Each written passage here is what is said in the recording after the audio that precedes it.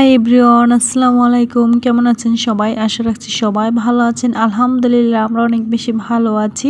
আজকের ভিডিওটা শুরু করছি সকাল থেকে। তো আজকে সকাল সকাল ইলিশ মাছ আনা হয়েছে।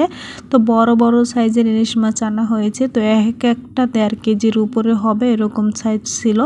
এখানে 6টা ইলিশ মাছ ছিল। 6টা ইলিশ মাছ 10 কেজি প্লাস হবে এরকম ছিল। তো সবগুলো ইলিশ মাছই 1.5 কেজি 1 কেজি প্লাস এরকম সাইজের ছিল। আর প্রত্যেকটা ইলিশ মাছ কিন্তু অনেক তাজা ছিল। যেহেতু ইলিশ মাছ ধরা বন্ধ হয়ে যাবে তাই এখন ইলিশ মাছগুলি কিনে রাখছি। তো কয়েকদিন পর তো আর ইলিশ মাছ অ্যাভেলেবেল পাওয়া যাবে না, পেলেও অনেক বেশি দাম থাকবে। তাই প্রতি বছরই চেষ্টা করি এভাবে ইলিশ মাছ কিনে ফ্রোজেন করে রাখাতে, কারণ আমরা যেহেতু ইলিশ মাছটা একটু পছন্দ করি তাই। তো ইলিশ মাছগুলি ফ্রিজে রেখে দিয়েছি। আজকে আর ইলিশ মাছগুলি রান্না করব না, আজকে গরুর মাংস রান্না করব। তো গরুর মাংসগুলি হচ্ছে কুরবানি ঈদের মাংস। তো আজকের মাংসগুলি অনেক সুন্দর ছিল। তো মাংসগুলি ভেজে নেওয়ার পর এখন হচ্ছে মাংসগুলি হাতে মেখে রান্না করে নিব। তো আজকে হচ্ছে মাংসই রান্না করব, আর কোনো তরকারি রান্না করব না। আর বাইরে অনেক বৃষ্টি হচ্ছে, তো বৃষ্টির মধ্যে গরুর মাংস খেতে কিন্তু অনেক বেশি মজা লাগে। তো এখানে গরুর মাংসটার মধ্যে এখানে যা যা মশলা লাগে সব ধরনের মশলা দিয়েছি। আর পেঁয়াজগুলি একটু মোটা মোটা করে কেটেছি, যেহেতু গরুর মাংসটা হতে সময় লাগে। আর পেঁয়াজগুলি একদমই সিদ্ধ হয়ে ক্ষয়ে যাবে। তো গরুর মাংসের মধ্যে পেঁয়াজ বেশি চিরি করে কাটার কোনো দরকার নেই, মোটা মোটা করে কাটলেই খুলে যায়। তো পরিমাণ মতন তেল দিয়ে সুন্দর করে হাতে মেখে নিচ্ছি। আর এখানে কয়েকটা কাঁচামরিচ দিয়েছি। গরুর মাংসের মধ্যে কাঁচামরিচ দিলে খেতে বেশি মজা লাগে। আর শুকনো মরিচের গুঁড়োও দিয়েছি সাথে, পরিমাণ মতন দিয়েছি সব ধরনের মশলা। সুন্দর করে হাতে মেখে তারপর হাতটা ধুয়ে একটু পানি দিয়ে দিচ্ছি। পানিটা দেওয়ার পর তারপর চুলায় বসিয়ে দিচ্ছি। চুলাটা বসিয়ে দিয়ে মিডিয়াম আঁচে রান্না করেছি। এর মধ্যে মাংসটার থেকে অনেকটাই পানি বের হয়ে গিয়েছে। মাংসটার থেকে পানি বের হওয়ার পর তারপর সুন্দর করে লাড়া দিয়ে দিচ্ছি। আর এই পানিটার মধ্যেই চুলার আঁচটা মিডিয়াম রেখে তারপর ভালো করে কষিয়ে নিব। যত বেশি কষানো হবে গরুর মাংসটা খেতে ততই বেশি মজা হবে। আর মাংসটার মধ্যে কয়েকটা চবড়ি ছিল, চবড়ির কারণে তেলটা একটু বেশি লাগছে। আর আজকের মাংসটা একদমই ভুনা ভুনা করে রান্না করব। আর আজকের মাংসটা খেতে কিন্তু অনেক বেশি মজা হয়েছিল। এই ভিডিওটা যেহেতু আরও 2 দিন আগের করা ছিল তাই বলতে পারছি। আর অনেক সুন্দর হয়েছে মাংসর কালারটা দেখে বুঝতে পারছেন। মাংসটা কষানোর পর তারপর এখানে দিয়ে দিচ্ছি কয়েকটা আলু। যেহেতু মাংসটার মধ্যে অনেকটা চবড়ি ছিল তাই আলুটা দিলে তেলগুলি মাংসটার মধ্যে ব্যালেন্স হয়ে যাবে, তাই আলু দিয়েছি। আর আলুটা মাংসের মধ্যে দিলে খেতে ভালোই লাগে, আমাদের কাছে তো অনেক বেশি ভালো লাগে মাংসের আলু খেতে। আলুটা দেওয়ার পর ঢাকনা মোড়া দিয়ে আলুটাকেও কিছুক্ষণ কষিয়ে নিয়েছি মাংসটার সাথে।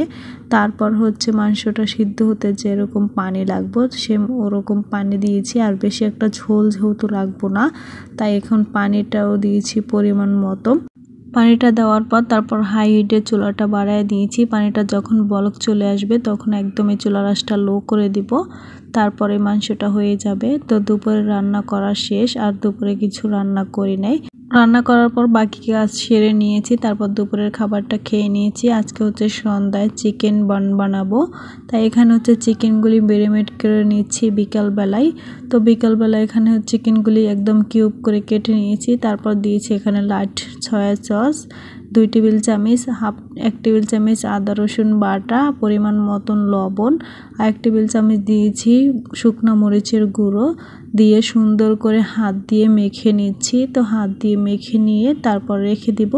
এটা চাইলে আবার বানানোর কয়েক মিনিট আগেও রেডি করা যেত। তো যেহেতু এটা সকালবেলা চিকেনগুলি আনা হয়েছিল তাই ভাবলাম মেখে রাখি, তাইলে আরও ভালো হবে। তারপর আটাটাকেও ছেনে রেখে দিব। তো আটাটা ছানার জন্য এখানে একটা বাটি নিয়েছি, বাটির মধ্যে এখানে 4 কাপ দিয়েছি। 4 কাপ আটা, 1 টেবিল চামচ ইস্ট, 4 টেবিল চামচ দুধ দিয়ে দিচ্ছি পাউডার মিল্ক। দেওয়ার পর তারপর হচ্ছে সব কিছু একসাথে মিক্সড করে নিব। আর সাথে দিয়েছি চিনি দিয়েছি এখানে 1/2 কাপের মতো। 4 কাপ ময়দার জন্য 1/2 কাপ দিয়েছি চিনি। আর সাথে দিয়েছি 1 টেবিল চামচ পরিমাণ তেলটা দিয়ে সুন্দর করে হাত দিয়ে মেখে নিচ্ছি।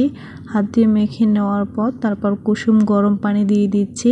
কুসুম গরম পানি দিয়ে এখন সুন্দর করে মথে নিব।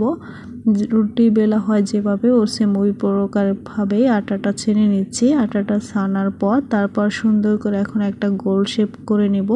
গোল শেপ করে নেওয়ার পর তারপর উপরে তেল মেখে নেব। উপরে তেল মেখে নিয়ে তারপর রেস্টে রেখে দেব। আর এটা চুলার পাশে রেখে দেব। চুলার পাশে রেখে দিলে এটা ফুলে ডাবল হয়ে যাবে।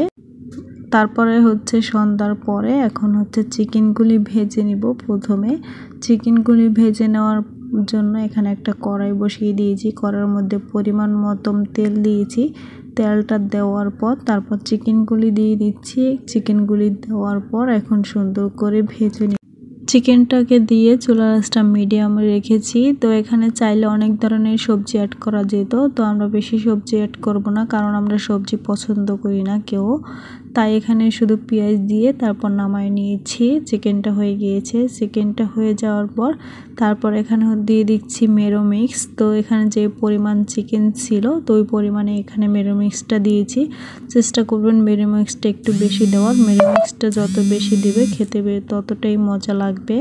তারপর মেরো মিক্সটা দেওয়ার পর সুন্দর করে চিকেনগুলি মিশিয়ে নিচ্ছি একটা চামচের সাহায্যে। আর এখানে চেক করে নিয়েছি সব কিছু ঠিক আছে কিনা, খায়া দেখেছি সব কিছু ঠিক আছে। তারপর মিক্সড করার পর আর অফ ক্যামেরা এখানে হচ্ছে আটাগুলি ভাগ করে নিয়েছি। রুটি যেভাবে বেলে উঠছে ওইভাবে আটাগুলি ভাগ করে নেওয়ার পর তারপর হচ্ছে আটাগুলি এখন হাত দিয়ে চেপে চেপে তারপর হচ্ছে বড় করে নিয়েছি। বড় করার পর তারপরে এটার মাঝখানে চিকেনগুলি দিয়ে দিব। চিকেন দিয়েছি এখানে পরিমাণ মতন। তো যেহেতু আমার কাছে চিকেনের পরিমাণটা বেশি ছিল তাই বেশি করে দিয়েছি। চিকেনগুলি দেওয়ার পর তারপর আবারও গোল শেপ করে নেব আস্তে আস্তে করে। তো এটা ভিডিওতে দেখে বুঝতে পারছেন আমি কিভাবে কাজটা করছি। আর এখানে চিজ দিয়েও বানানো যেত, তো আপনারা চাইলে চিজ দিয়েও বানানো যাবে, আবার চিজ ছাড়াও বানানো যাবে। তো চিজও দিয়েছি আবার চিজ ছাড়াও বানিয়েছি। প্রথমে একটা চিজ ছাড়া বানায় আপনাদের দেখালাম, তারপর একটা চিজ দিয়ে বানিয়ে নিব।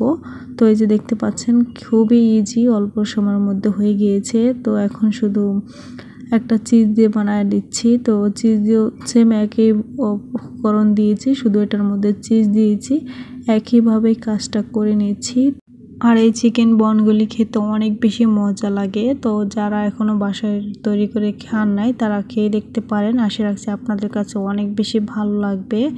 তারপর একইভাবে সবগুলি বানায় নিয়েছি। তো এখন চুলার মধ্যে একটা প্যান বসিয়ে দিয়েছি। প্যানটার মধ্যে তেল দিয়েছি। তেলের পরিমাণ একদমই কম দিয়েছি। তো তেল দিয়েছি এখানে যেভাবে মাছ ভাজা হয়, ডিম ভাজা হয়, সেম ওরকমভাবে তেল দিয়েছি। তেলটা যখন গরম হয়ে গিয়েছে তখন একটা একটা করে দিয়েছি। তো এই কড়াইটার মধ্যে 4টা আসছে, 4টাই দিয়েছি একসাথে। তারপর একটা ঢাকনা মোড়া দিয়ে দিয়েছি। ঢাকনাটার মধ্যে একটা সিদ্ধি ছিল, ওইটাও বন্ধ করে দিয়েছি। তারপর হচ্ছে 7-8 মিনিট পর ফিরে আসছি। আর চুলার আঁচটা কিন্তু একদমই লোতে আছে। তারপর উল্টায় দিচ্ছি। উল্টায় দেওয়ার পর আবারও ঢাকনা মোড়া দিয়ে দিব। আর এই চিকেন বনগুলি হতে সময় লাগবে মোট 15 মিনিট লাগছিল আমারটা, যেহেতু আমার চিকেন বনগুলি একটু মোটা সাইজের ছিল। আর আপনাদের যদি একটু পাতলা হয়ে থাকে তাহলে সময় আরও কম বেশি লাগতে পারে।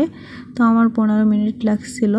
তারপর এর মধ্যে চিকেন বনগুলি হয়ে গিয়েছে। তো এখন একটু কালার আসার জন্য আমার মনে হয়েছে কালারটা একটু কম হয়ে গিয়েছে, তাই একটু কালার আসার জন্য চুলাটা একটু বাড়িয়ে দিয়েছি। তারপর মন মতন কালার হয়ে গিয়েছে, তারপর উঠিয়ে নিচ্ছি। তো গরম গরম এই চিকেন বন খেতে কিন্তু খুবই মজা লাগে।